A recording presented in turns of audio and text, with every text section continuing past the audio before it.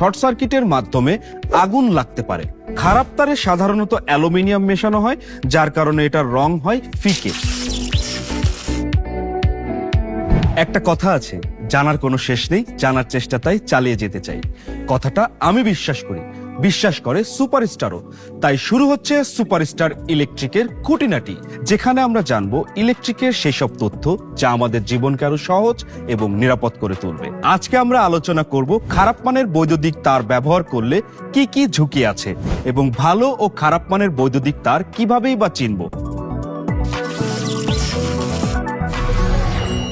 খারাপ তারে সাধারণত কপার কম থাকে এবং অ্যালুমিনিয়াম মেশানো হয়, যার ফলে কারেন্ট প্রবাহিত হলে তারটি খুবই দ্রুত গরম হয়ে যায়। অতিরিক্ত গরম হয় তারের ইনসুলেশন গলে যায় এবং শর্ট সার্কিটের মাধ্যমে আগুন লাগতে পারে। লোড বেশি হলে রেজিস্ট্যান্স বেশি হয়, ফলে ভোল্টেজ পৌঁছায় না, যার ফলে যন্ত্র বারবার এবং দ্রুত নষ্ট হয়ে যায়। খারাপ ইনসুলেশন থাকলে যন্ত্রের বডি লাইভ হয়ে ইলেকট্রিক শকের ঝুঁকি বাড়ে। সহজভাবে বলতে গেলে খারাপ তার মানে ওভারহিটিং, অগ্নিকাণ্ড, বারবার যন্ত্র নষ্ট এবং মানুষের জীবনের ঝুঁকি।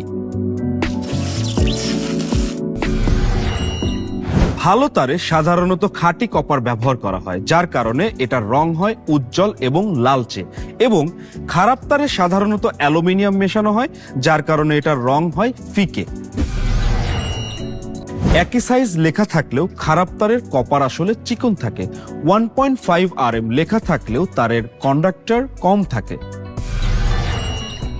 ভালো তারের ইনসুলেশন হয় শক্ত, ইলাস্টিক ও টেকসই। খারাপ তারের ইনসুলেশন হয় পাতলা এবং সহজেই ছিঁড়ে যায়। সব সময় বিএসটিআই অনুমোদিত বা আন্তর্জাতিক স্ট্যান্ডার্ড IEC ও ISO সমৃদ্ধ কেবল ব্র্যান্ড ব্যবহার করুন।